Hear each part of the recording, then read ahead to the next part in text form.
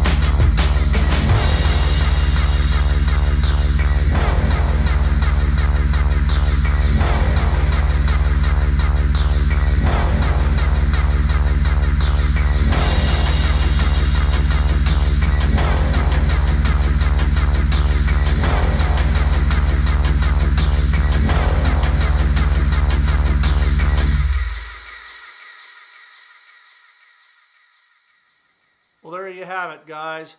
One miter saw station finally complete. I'm real happy with the way this project turned out. It did take me a while to do. You guys don't know, I work a month on, a month off at work, and the month off is nice, but I have a lot of other things to take care of, so these projects seem to take me a little longer to do than most people. And I also get a little burned out on one single project, especially a big project like this, so I switch gears from time to time and make something else, and then go back to that project.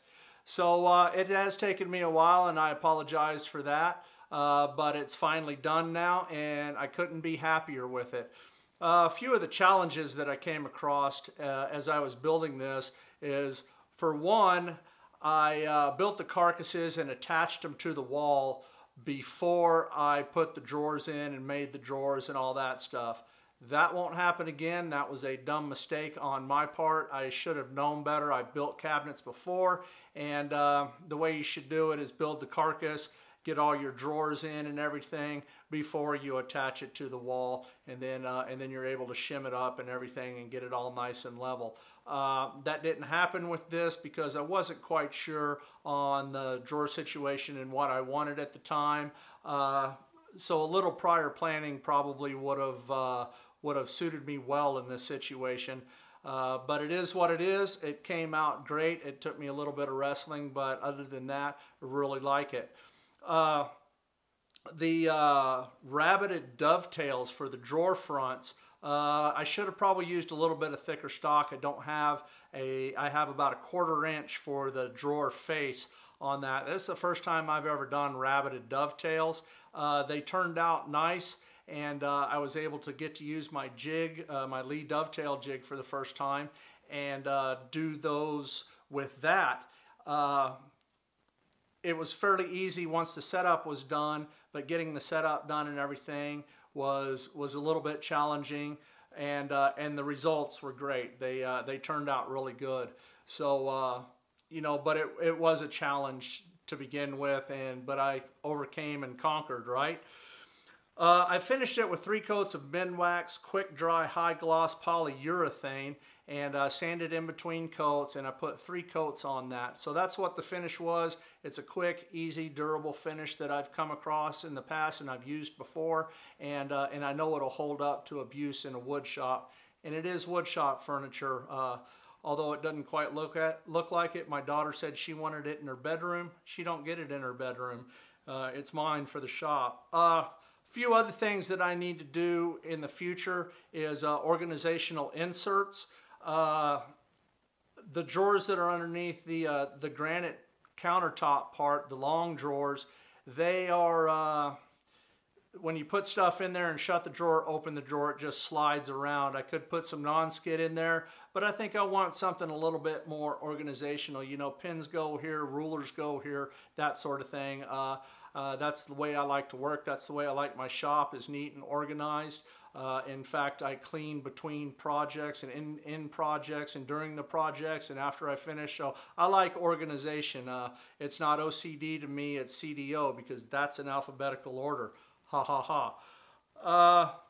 Another thing I want to do in the future is put some enclosures on the miter saw itself, so it's more enclosed and all the sawdust stays inside the dust collection box. It works pretty good the way it is right now, but I do believe I see some room for improvement in there, and I will be working on that. Another thing that I found is when I kick the miter saw over to 45 degrees, it hits the side of the box right at about 43 degrees, so I need to make a little cutout so it can actually go all the way over to 45 degrees. So guys, that's all I got for you for this episode of Shop Dust. Please consider liking and subscribing, and you guys keep working in the shop.